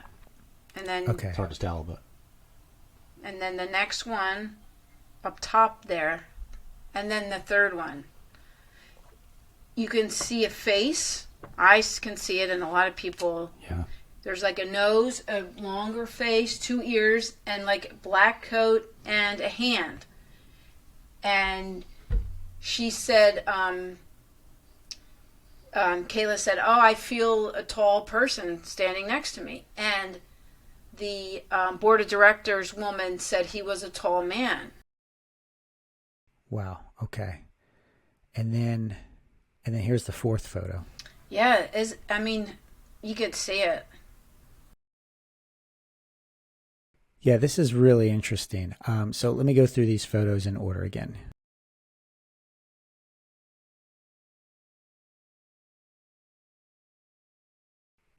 Yeah, it really comes into view on that fourth photo. And this was none of you. Nope. No, there was none of us over there because you couldn't get back there. After you shared this photo with some of the board members, they recognized this individual, right? They recognized him. And they said that's him. I think his name was Bill, right? His name was Bill. His name was Bill. Yep. And they have a picture of him hanging inside, and it looks like him. It looked just like him. I thought it did. Yeah. What is your impression, Beth, when you see this photo? What are you getting from this? I can tell it was a man because I can feel it and sense it and see it, and I was just blown away by it because I've never captured an apparition on my phone or on a camera ever. Yeah, this is remarkable. I'm just going to go through these series of photos again. This is the first shot, second shot, third shot, fourth shot. It's almost like this apparition is coming into view backwards. Yeah. Because in that second shot, it looks like it's staring to the photo left, which would be her, like it's like staring away from this individual. The face turns. Yeah. That's what I thought too. And this is a very awkward way to move. Yeah, and the hand looks a little weird too, the hand. But the way that this individual is positioned, it almost looks like they are joining the session. You know how like you would stand there and kind of clasp your hands together? Yeah. That was my impression when I first saw this. A while ago. This is Bill. Yeah, that's the picture they have up on the wall at the camp. I think it looks just like him. Yeah, that's I do see more of the resemblance now that you mention it. The board of directors was like really reaching out to him specifically, was asking him questions, was talking about things that he knew about, asking him about, where was those gasoline cans that were missing, and very personal questions, things he would have known. And like Beth said, we did get a response. An EVP seemed to be responding to one of her questions, and then this apparition shows up. I mean, when you put all that together, it's very intelligent. Everybody crazy. was blown away just by it. Yeah. But I think this is a more powerful photograph. I think so. One of the best that I've seen. Yeah. And that was just taken with a phone. I mean, no special camera, no nothing. And it lined up with what you were experiencing with the EVP too. But again, it's evidence that is not going to conclusively prove that ghosts exist, that spirits exist, that any of this phenomenon exists. That's right. It's not going to convince somebody 100% because they weren't there. You were there. And as paranormal investigators, you make sure that there are strict controls in place just in case you come across something like this. Then you can recreate it. You can try to explain it. You can try to debunk it in a million ways before you jump to the conclusion, hey, this is legitimate, right? I mean, your first conclusion is not, oh, this is a photo of a ghost. Your first thought is, how do I disprove this, right? Yeah. How do I explain this away? The first thought is like, wait, what the heck is this? And you look at it like 10 times, like, wait a minute. And to see it morphing like that or coming into shape, which is I've never either. You know what? It's either people have captured the apparition itself or not. It's very rare that you see it building up into. Yeah. That's why. That's one of the reasons we say take 3, or because of that. If he only would have taken the 1, we would have just got that little blob. Right. Yeah. And in this case, he took 4, which was needed. I know. yeah. It kept going. Yeah. Yep. I mean, it kind of makes me wish that he had taken 5 or 6. Like yeah. We don't know where that apparition went after this 4th photo. Right. Yeah, we don't. But the only thing that I was disappointed about not getting, as far as a follow-up goes, I wanted to go back into that space in the daylight and stand exactly where I was standing and take a bunch of pictures to show that if someone were standing there, there is no way he could have walked around in the dark without tripping on something, because it was like, close quarters, literally super dangerous to walk around back there. There was sharp metal, there was pieces of motors, there was containers of paint and paint thinner and all kinds of tools everywhere, gardening tools. There's no way you could have walked back there without tripping and probably half killing yourself. Unless you were somebody that knew how to get in, which would have been Bill, that spirit, because if he came in the side way, because he knew the grounds, he was the caretaker. Yeah, true. Interesting. This is such a fascinating field. And I think a lot of people don't realize how much time investigators spend going over the evidence, trying to disprove it, trying to recreate it, trying to figure out alternative explanations before they ever jump to the paranormal. Like you mentioned, Michael, what the heck is this? Not, oh my gosh, I caught a ghost. No, your response was, what the heck is this? Meaning, what is this? What could it be? Could it be something natural? Could it be something normal? Sure. But that's your job as an investigator, right? To figure it out before you jump to the unexplained, before you jump to the supernatural. And when people are experiencing activity in their homes, you're available to help them out, to counsel them, to help them get to the bottom of whatever it is that they're experiencing. Because most of the time, right, they're experiencing something very normal. It's just they don't know what it is. And sometimes you go in there and you understand and you could see something. So your skills aren't just in the paranormal, it's in an investigative realm. You're trained to look for things that other people may overlook. And every once in a while, it leads to the supernatural, leads to the paranormal. But most of the time, it doesn't. That's right. It's true. But that's why people like you are around. You're there to help people. How can people get in touch with you? Let's say they have a strange experience and they need some advice. Where do they go? I usually give out my phone number. Please don't. Well, I am on Facebook, Beth Harper O'Brien. I'm on Instagram, Beth O'Brien. My website is www.spiritualhealingthroughguidance.com. You can go on there, and if you want to get a hold of me for anything, all my services are on there.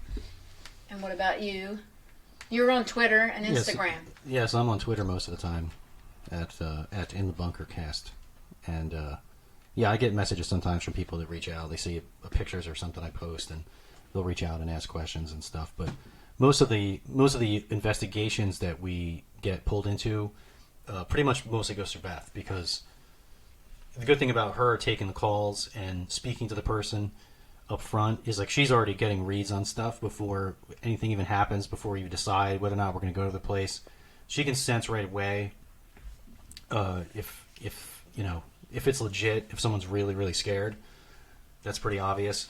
And if we think it's a real serious case and it's serious enough to warrant investigation, that we have a questionnaire that we'll send out that's completely confidential. That full disclosure, some of the questions are very personal, but it's used for the case and the case only. It's not spread. It's not shared anywhere, and that just helps us to key in on what exactly is going on. What exactly are we walking into? Are we walking into like a house where everyone is like drug addicts and there's violence? Is there like a dangerous dogs in the property? Is anybody? What kind of medications are you taking? Are medications conflicting? Those are the kind of things that we'll have to consult with a doctor or psychologist on, depending on what it is. But that's for everyone's safety, including ours, because we want to know exactly what we're walking into. And a lot of times, red flags will jump out just from the questionnaire based on the questions that people answer or the way they answer them. If it's really negative, then we have friends that we can consult with, if it's, because I had helped out with a couple exorcisms too, so that's another story. But Yeah, well, we don't have a whole lot of time to get into all of these stories, but there's a lot of questions that I haven't gotten into that I want to ask, including your podcast, Mike. I mean, you have this podcast called The Bunker, which is a very excellent podcast, and I highly recommend it. But we can talk about that another time. If people want to get in touch with you, they should go to Beth's website, spiritualhealingwithguidance.com. correct. Yep. And if they're on Facebook, they can find you, Beth, at Beth Harper O'Brien. Okay. That's Beth my Facebook. Harper O'Brien. Correct. Gotcha. And if they're on Twitter, they can find Michael at In the Bunker Cast, or his Instagram account is the_bunker_podcast.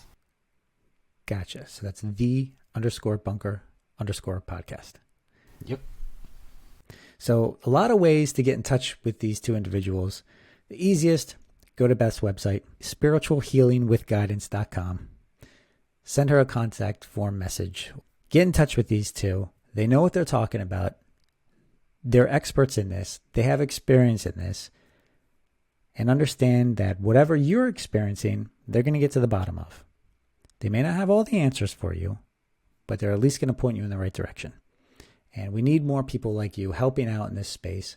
And I think we are all appreciative of some of the evidence you've acquired, some of the research you've been part of, some of the cases you've been involved with, and some of the volunteer work that you're also doing. Tell me about some of that, because there's a mansion in particular that you have. What's the story with this?